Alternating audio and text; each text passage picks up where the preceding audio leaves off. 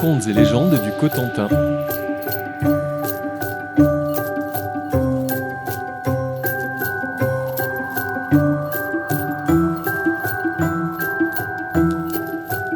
Saint-Germain et le dragon.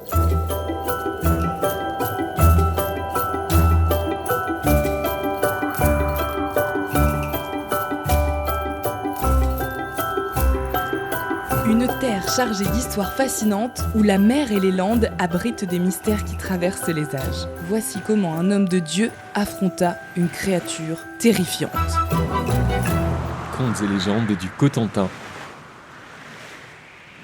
C'est une grotte immense et curieuse. Un trou qui s'enfonce profondément sous les falaises. Ce nez de Flamanville, on l'appelle le trou Baligan. Des rochers à pic, divisés en deux. Sur toute la caverne court une végétation qui se teinte à la couleur du sang desséché. C'est en 1810 que l'on a enlevé ici un énorme bloc de granit pour construire la digue de Cherbourg. Sur cette pierre, des lignes de sang laissent apparaître le dessin d'un serpent.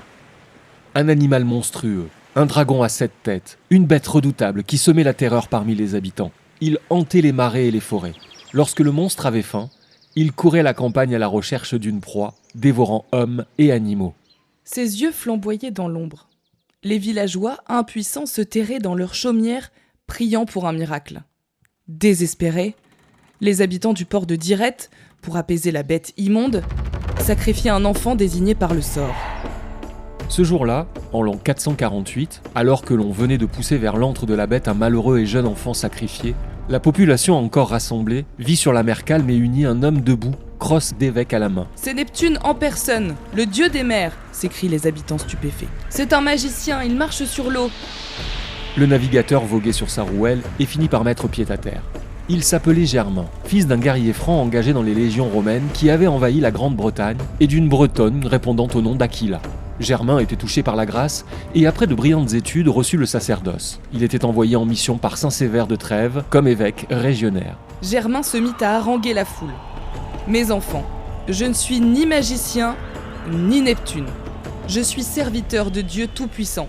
C'est lui qui a daigné m'amener jusqu'à vous afin de vous conduire sur le bon chemin. » Des voix s'élèvent. Ne l'écoutez pas. Ne voyez-vous pas que c'est un charlatan qui vient semer le trouble dans nos esprits ? Nos dieux sont plus puissants que lui.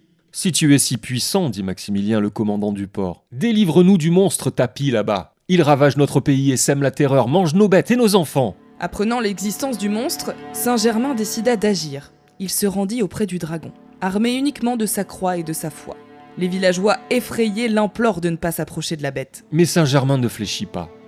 Il marcha jusqu'à l'antre du dragon, caché au fond d'une caverne humide, dans un recoin isolé du Cotentin.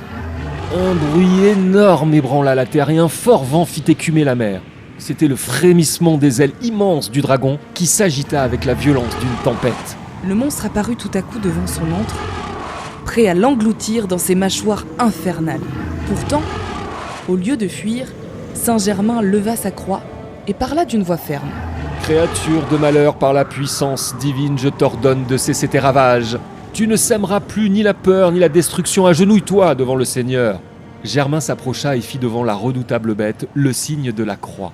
À ces mots, le dragon s'arrêta net. Son corps frissonna, ses yeux perdirent leur éclat démoniaque. Il se mit à reculer, comme si une force invisible l'enveloppait. Puis, contre toute attente, il s'agenouilla devant Saint-Germain, soumettant sa volonté à celle du saint homme. La légende raconte que, sous l'influence de la foi du saint, le dragon perdit toute férocité.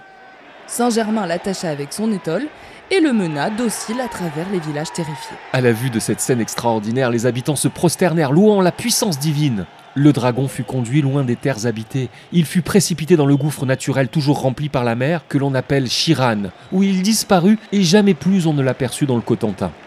Après cet exploit, Germain bénit la foule rassemblée sur la falaise. Ces faits miraculeux valurent à Germain la conversion de 600 païens. Maximilien et ses soldats furent baptisés au nom de la Trinité, patronage de la première église du port de Dirette, devenue par la suite Saint-Germain-de-la-Mer, puis Dielette. Ces aventures extraordinaires renferment plus de vérité qu'on ne le croit. C'est ainsi que sur les statues et les bas-reliefs qui le représentent, Saint-Germain a toujours à ses pieds un dragon crachant des flammes. Pendant longtemps à Flamanville, le jour de la Saint-Germain, les enfants étaient conduits à l'église pour remercier le Saint Libérateur et lui demander sa protection pour l'avenir. Ainsi s'achève cette légende du Cotentin où un simple homme, armé de sa foi, triompha d'une créature monstrueuse. Une histoire qui rappelle que le courage et la lumière peuvent toujours vaincre les ténèbres. Il est important de respecter la nature et ses mystères qui nous entourent. Contes et légendes du Cotentin. Ouvrez l'œil, car les légendes ne sont jamais loin.